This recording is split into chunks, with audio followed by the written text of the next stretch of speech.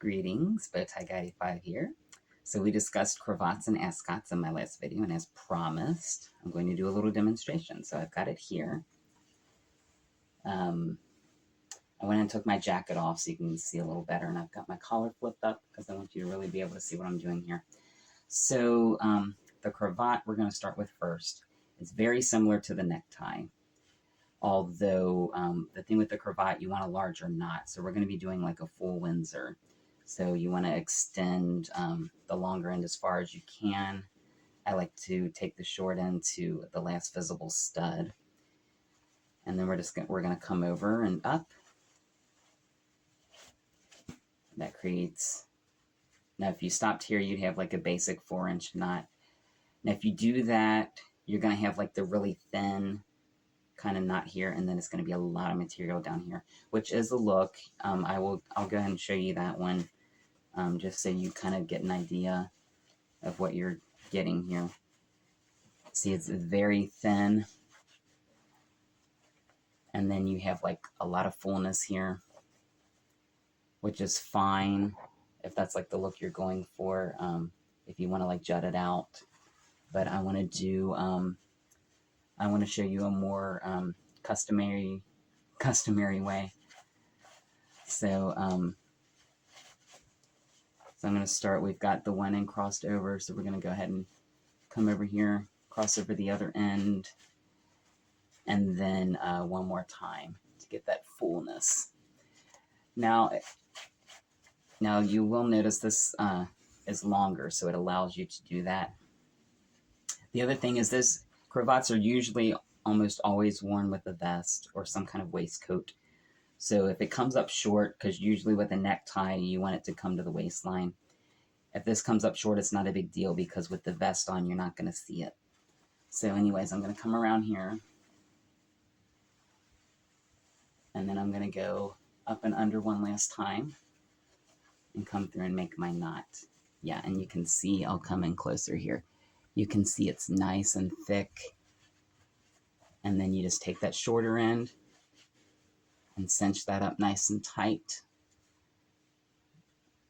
Now you can wear a cravat, you can do, I'm leaving the collar up so you can see how it looks, but you can wear it with a collar like this where you flip it down. You can do a winged collar. I think they look best with an imperial collar, which I would have done for this video, but I'm also showing off the ascot, which you can't really wear with an imperial. So basically, now you'll see that both ends are about the same length. And then you just tuck it into your vest. And you are good to go. If you want, you can kind of flare it up a little bit. I'm kind of letting the collar naturally wing itself. And you can see, got a nice little bit of a jet going here. Your hand fits through. I always think that looks neater. You don't want to come up too high because you're going to pull out from the vest. And then a lot of times you'll see somebody will do a pin or something. Usually that's to hold it in place because there is so much few material left and you don't want it pulling out from under the vest. So normally you would do some kind of pin here, a little bejeweled piece or like a pearl stud is usually customary. So that is the how to tie cravat. Next I will be showing some different styles for ascots. Welcome back. All right, so we've done the cravat. Now we're going to do the ascot. Now, like I said, most ascots you'll find are a thinner material. So I'm going to have some extra left here, but I can still show you some different ways to do it. So first way I'm going to show you is more of a neckerchief style. And this is, like I said, like Fred Scooby-Doo. And it's more of a kind of mid-century kind of style. So basically for that, you're going to start with both ends the same length. This fatter end I'm going to let kind of fold in half so both ends kind of are similar. And then basically you're just going to come up and over. You're going to tie that and then tie it again. And again, this works better when you have the thinner kind of ascot because then you don't have all of this hanging like that. But you can come in like this and tuck it. You can tuck it into the shirt, and then it kind of hides some of that excess material. And sometimes you'll even have more than one button undone up top, so you can kind of see what's going on. Now, this neckerchief style you may still see out in the Midwest, kind of rodeo kind of things, and some different looks. I have one friend online that does this look before. Sometimes he's got the cowboy boots and his jeans and his hat, but then I'll have like the vest and jacket, and so it creates kind of a different kind of look. You just kind of see, you can kind of see how the knot works here like that. So it's just something a little different. And then we'll do the more formal version that you're going to see with evening wear.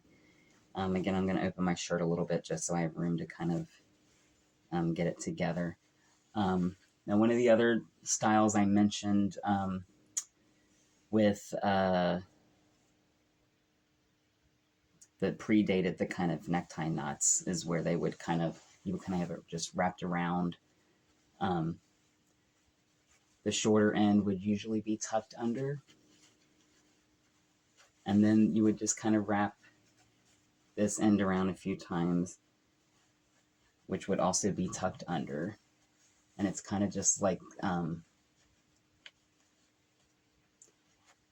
it's kind of big and it's encompassing. You would have it under, normally this is a style you would have under the collar. You would have like the imperial collar, something like that. And you would just have that bunch of fabric around there. That is not really a look that's done anymore these days. Outside of a handful of people I've seen online who are really into like 17th and 18th century dress, like really classic kind of styles, and where they're finding these garments, I don't know. I think it's pretty incredible that they're able to put these together and maintain that. But I'm going to show you the probably most common way ascots are worn. And again, it kind of starts out like the cravat. You have this end's longer than the other, and then you come up and over like that.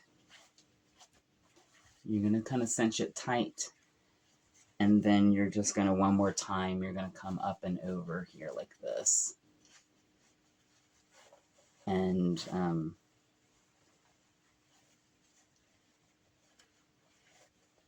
now this one's longer.